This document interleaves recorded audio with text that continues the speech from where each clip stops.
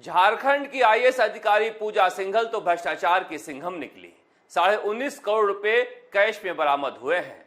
मगर राजस्थान में जो भ्रष्टाचार का मामला सामने आया है यह पूजा सिंघल से भी बड़ा है। भले ही रकम छोटी है, 5 लाख की है, मगर राजस्थान के शिक्षा के सबसे बड़े मंदिर यूनिवर्सिटी गेस्ट हाउस में कुलपति राम अवतार गुप्ता 5 लाख रुपए की घूस लेते हुए पकड़े गए हैं। राजस्थान टेक्निकल यूनिवर्सिटी के कुलपति हैं। ऐसे लोग जब कुलपति बनेंगे तो गली चौराहों पर पूजा सिंघल जैसे छात्र भ्रष्टाचार के छात्र बनकर निकलेंगे। अब बड़ा सवाल है कि राम अवतार गुप्ता को कुलपति किसने बनाया था? कौन है पर्दे के पीछे जिसने ऐसे लोगों को वीसी बनाया था? यह तो खबर आ रही है कि इतने पैसे अकाउंट में मिले, 41 कॉलेजों का एक महीने में निरीक्षण के आदेश निकाल दिए, अपने लोगों को निरीक्षण करने वाला बना दिया। मगर यह बात कहीं सामने नहीं आ रही है कि कौन है पर्दे के पीछे। राम अवतार गुप्ता से रीट पेपर आउट का क्या कनेक्शन है? क्या राम अवतार गुप्ता के पीछे वही गैंग है जो रीट पेपर आउट करने में लगी हुई थी?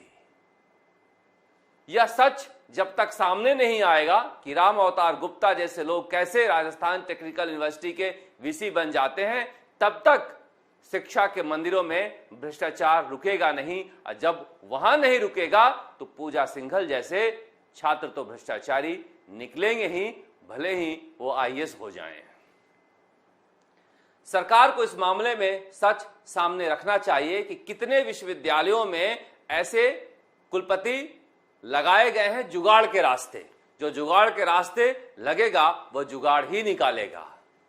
डॉक्टर सुभाष गर्ग जो उस शिक्षा मंत्री नहीं थे तब भी परोक्ष रूप से इस मंत्रालय को चलाते थे और अब भी चला रहे हैं। डॉक्टर सुभाष गर्ग का राम अवतार गुप्ता से कोई कनेक्शन है क्या? इस बारे में सफाई देनी चाहिए।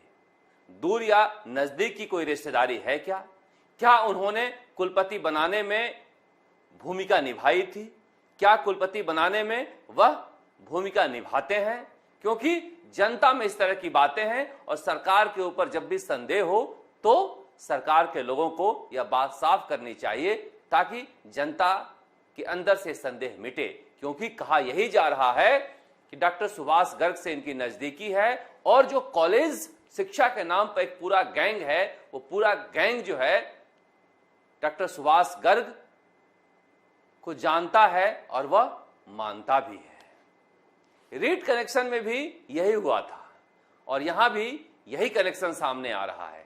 इसलिए सरकार को पाक साफ इसमें दिखना चाहिए। अब इधर उधर के लोग चाहे जितना भी पकड़ लो, मैं तो कहता हूं आईएएस पकड़ लो, आईपीएस पकड़ लो, कुलपति पकड़ लो, मगर जब तक इन्हें कौन लगाता है नहीं पकड़ोगे तब तक भ्रष्टाचार खत्म नहीं होगा। क्योंकि गंगोत्री ये राजनीतिक पार्टियों के विधायक और मंत्री ही हैं जो सरकार चलाने की मजबूरी का फायदा उठाकर अपने लोगों को लगा रहे हैं और वो पकड़े जा रहे हैं। डॉक्टर सुभाष गर्ग जब जोधपुर में दंगे को खत्म करने के लिए गए हुए थे तो इस बीच राम अवतार गुप्ता पकड़े गए। अब सवाल उठता है कि जब सरकार चलाने के बारे में 24 घंटे आप सोचते रहेंगे तो फिर भ्रष्टाचार कैसे खत्म होगा? ऐसे लोग अपने लोगों को लगाएंगे ही। कोई भी अधिकारी पकड़ा जा रहा है, एसएचओ पकड़ा जा रहा है, पटवारी पकड़ा जा रहा है, तहसीलदार पकड़ा जा रहा है, यही बात सामने आ रही है कि उस इलाके के विधायक ने उस अधिकारी को लगाया था। मैं अलवर गया था, अलवर में भी लोग यही बताने लगे कि जो विधायक हैं वही एसडीएम, एडीएम, तहसीलदार, पटवारी सब लगा रहे हैं। जब वो लगाएंगे तो फिर कौन डरेगा और किससे डरेगा? क्योंकि अभियोजन की स्वीकृति तो मिलेगी नहीं।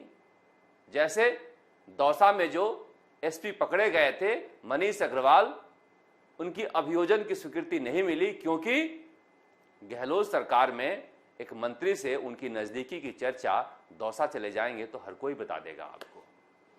इसलिए मैं कह रहा हूं कि सरकार चलाने की मजबूरी छोड़िए, अब चुनाव आ गया, चुनाव जीतने की मजबूरी के बारे में समझिए। सरकार चलाने की मजबूरी ऐसी है कि चिंतन शिविर होने जा रहा है, मगर सारा ध्यान इसी पर है कि कैसे सचिन पायलट किनारे बैठे रहें और इस चिंतन शिविर की धुरी में मैं दिखूं।